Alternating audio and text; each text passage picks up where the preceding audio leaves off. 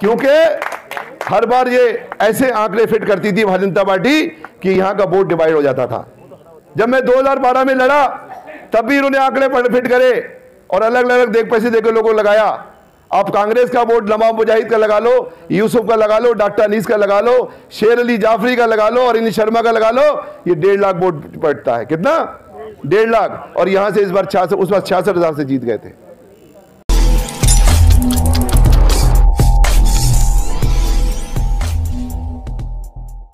सपा द्वारा आयोजित सिख समाज का कार्यकर्ता सम्मेलन भाजपा के ताबूत में आखिरी कील साबित होगा, डॉक्टर अनीस बेग। सिख समाज के आज के सम्मेलन में इतनी बड़ी तादाद में सिख समाज की उपस्थिति से डॉक्टर अनीस बेग की दावेदारी हुई मजबूत। बरेली 124 शहर व 125 कैंट विधानसभा क्षेत्र से आवेदनकर्ता सपा चिकित्सा प्रकोष्ठ के अध्यक्ष डॉक्टर अनीस बेग द्वारा 124 शहर विधानसभा क्षेत्र के गुरु गोविंद सिंह नगर मॉडल टाउन में सिख समाज का कार्यकर्ता सम्मेलन आयोजित किया गया।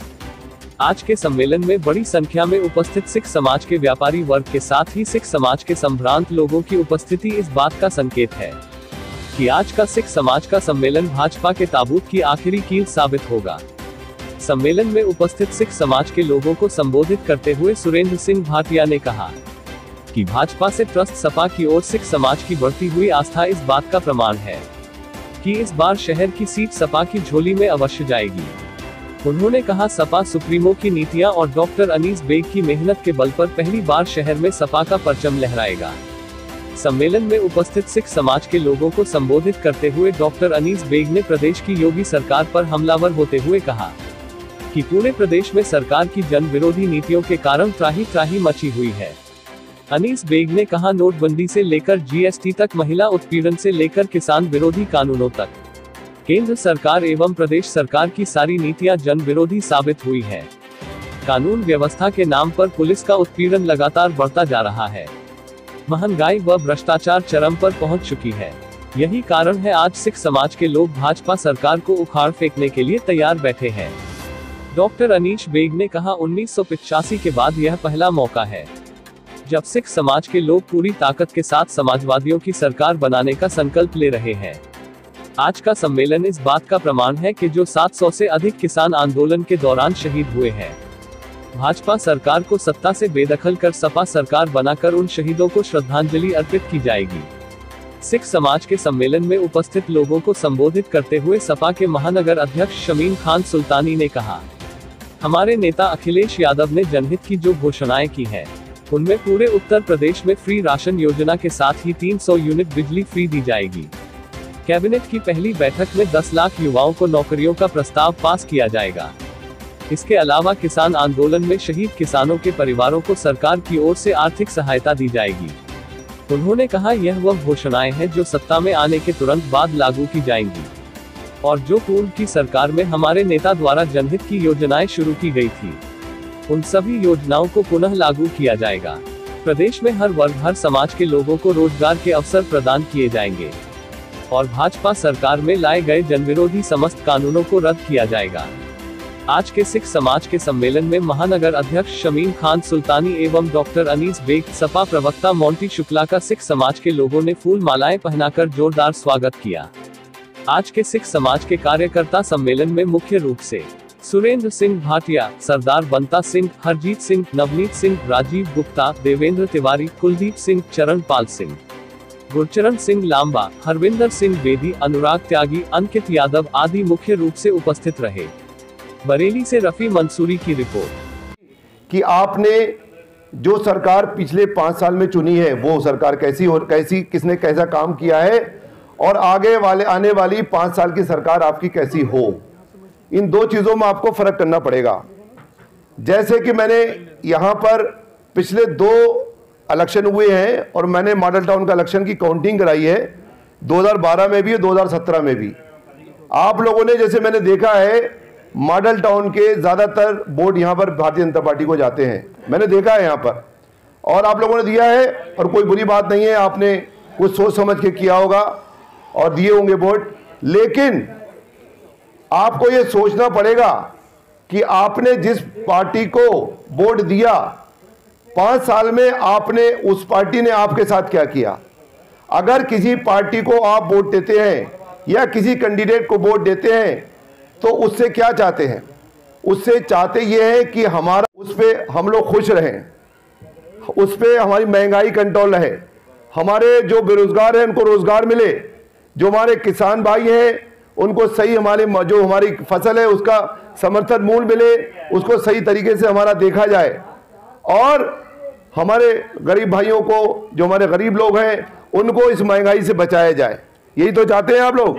लेकिन इस 5 साल की सरकार ने क्या किया है? ऐसी सरकार पहली बार हमने देखी है।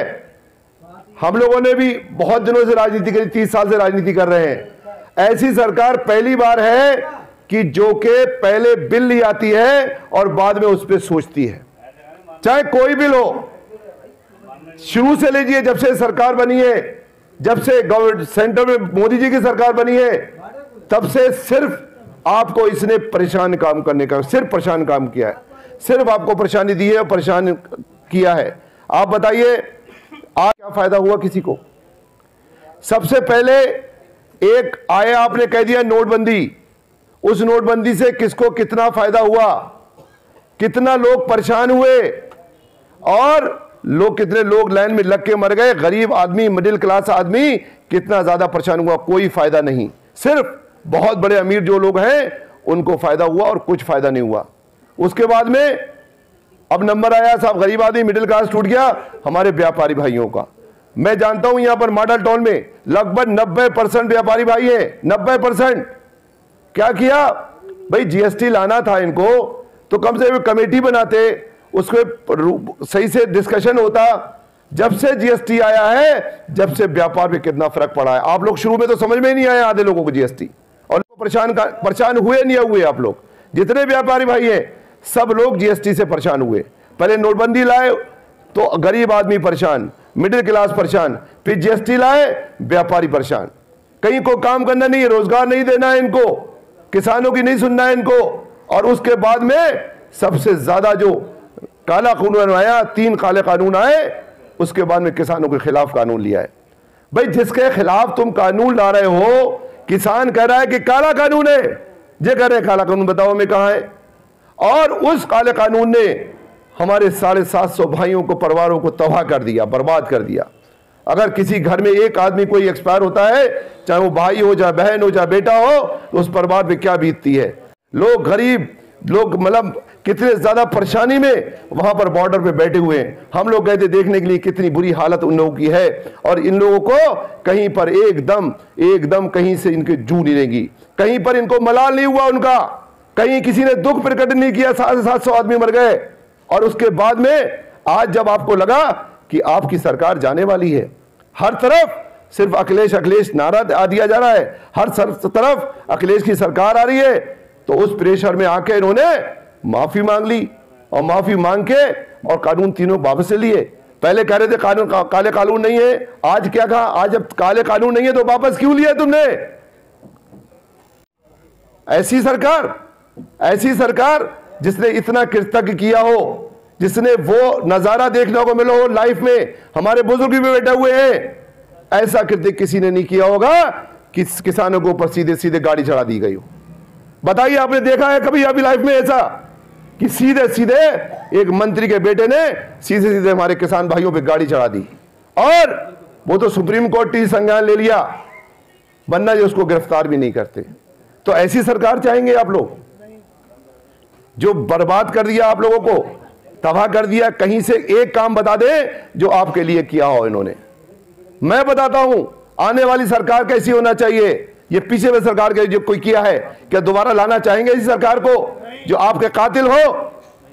आप दिल पे हाथ रख के देखिए और सोचिए। जो भारतीय जनता पार्टी को जब वोट देना, अगर कोई भाई जाए तो समझाने कि भाई दिल पे हाथ रख के देख लेना कि इन्होंने क्या किया है 5 साल आपके भाइयों के साथ में। ये वो सरकार है। तो ऐसी सरकार को आप वोट देना चाहेंगे? मेरे हिसाब से तो बिल्कुल एकदम इस बार मॉडल टाउन का नक्शा ही चेंज होना चाहिए। और अब मैं बताना चाहता हूं कि आगे 5 साल वाली सरकार कैसी होना चाहिए। 5 साल आने वाली सरकार ऐसी होना चाहिए जिसको आपने देखा है, जिसको आपने परखा है। अगर किसानों के लिए किसी ने आज तक किया है इस हिंदुस्तान में सबसे ज्यादा, तो माननीय मुलायम सिंह यादव जी ने किया है। जब जब मुलायम सिंह यादव जी सत्ता में आए उन्होंने किसानों के लिए किया है, और उसी नक्शे कदमों में चल के हमारे माननीय अखिलेश यादव जी किसानों की बात करते हो, करेंगे, क्योंकि उन्हीं के आंदोलन से आज उन्होंने तीनों कानून वापस लिए हैं। उनकी मेहनत थी और किसानों की लगन थी, दिन रात की सर्दियों में कितना ज्यादा परेशान हुए हमारे भाई। तो ये देखना पड़ेगा आगे आने वाले, मैं तो मॉडल टाउन की बात करता हूं, आगे आने वाली 5 साल सरकार कैसी हो जिसने काम की हो आपके लिए। आप काम करिए। पहले हम लोग जाते थे, हम लोग जब बेग हॉस्पिटल से आते थे तो सिविल लाइंस जाने में बहुत ज्यादा परेशानी होती थी। जब इधर जाते थे 100 फुटा चढ़ने में इतने गड्ढे थे कि चल नहीं पाते थे। किसने काम किए हैं? सिर्फ अखिलेश यादव जी ने काम किए हैं। ये जो फ्लाईओवर बनाया है कितना ज्यादा फायदा हुआ है आप लोगों को, वरना जाम में फंसे रहते थे। पहुंचना था दुकान 10 बजे और पहुंचे 12 बजे, ये हालत हो जाती थी कभी कभी। तो जो सरकार काम करे, जो सरकार आपको आने वाले 5 साल में राहत दे, जो आपको लगे कि हाँ ये सरकार कुछ कर सकती है, तो उसको वोट दीजिए। ऐसा नहीं जिसने 5 साल में इतने बुरे बुरे काम किए हैं, आपके साथ कृतज्ञ किए हैं। मैं समझता हूं इतनी बुरी सरकार साबित हुई है ये। भाइयों, मैं ये कहना चाहता हूं कि ये हिंदुस्तान है, और हिंदुस्तान में यहां पर बाबा साहब अंबेडकर ने एक संविधान दिया है, और संविधान ऐसा संविधान दिया है जहां पर ये हमारा हिंदुस्तान एक गुलदस्ता बन के रह सकता है। आज हिंदुस्तान को कहां ले गए ये लोग? आज हिंदुस्तान की क्या हालत कर दी है?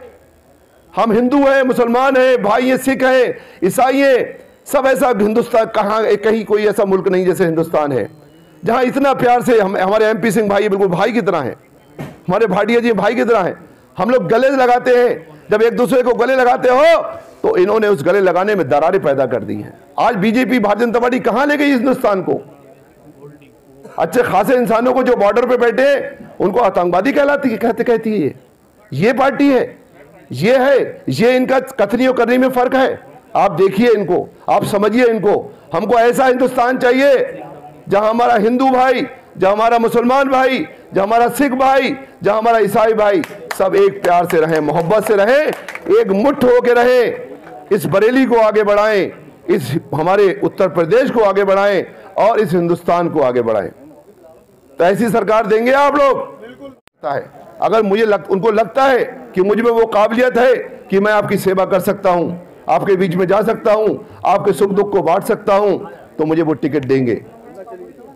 इसी उम्मीद के साथ कि आप लोग, और खास तौर से मेरे मॉडल टाउन के पूरे भाई लोग और पूरा सिख समाज हमारा, इस बार एक बार मेरी दिल से रिक्वेस्ट है, एक बार आप सरकार बदल के देखो।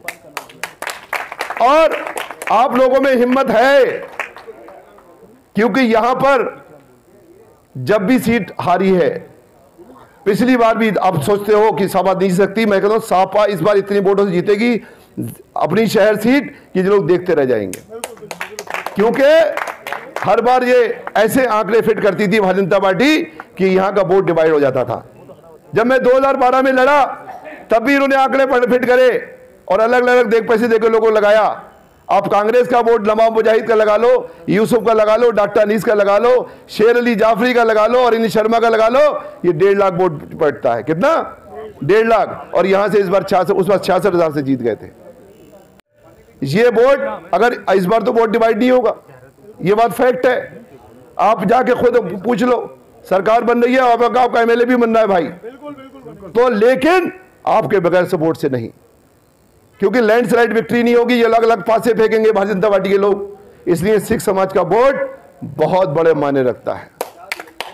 इस बार आप सरकार बदल दो, जिसने जुल्म किया है आपके ऊपर वो सरकार बदल दो, और जिस इस नकम्मी सरकार को बदल दो। सिर्फ एक बार मैं चाहता हूं मॉडल टाउन के भाइयों, एक बार चाहता हूं, एक बार इस सरकार को बदल के देखो, एक बार देख लेना आप। अगली बार आपको हर बार इन लोगों को आपकी कॉलोनी में घुसते हुए डर लगने लगेगा, ये मैं मेरी गारंटी है। जितने बुजुर्ग बैठे हुए हैं, जितने नौजवान हैं, ऐसे ऐसे चेहरे मैं देख रहा हूं कि जिनके पीछे कम से कम 500-600 वोट हैं, 500-600 वोटों के मालिक हैं। और ये आज चिंगारी यहाँ की मॉडल टाउन की, ये शायद मुझे पूरे मॉडल टाउन में, पूरे बरेली में फैलेगी। देखिएगा आप मीडिया के थ्रू जैसे हो, ये घबरा जाएंगे आपके इस मीटिंग से, ये मुझे पूरी उम्मीद है। और आप लोग जब माउथ टू माउथ पब्लिसिटी करेंगे जो सीट अपने आप चमक जाएगी, ये लोग टिकट डिक्लेयर करते हुए घबराएंगे। इसी उम्मीद के साथ कि आप लोग मेरे साथ रहेंगे, समाजवादी पार्टी के साथ रहेंगे। बहुत बहुत शुक्रिया, बहुत बहुत धन्यवाद आपका, आपकी मेहरबानी कि आप लोगों ने मुझे सुना यहाँ पर। थैंक यू, धन्यवाद। जय समाजवाद, जय हिंद।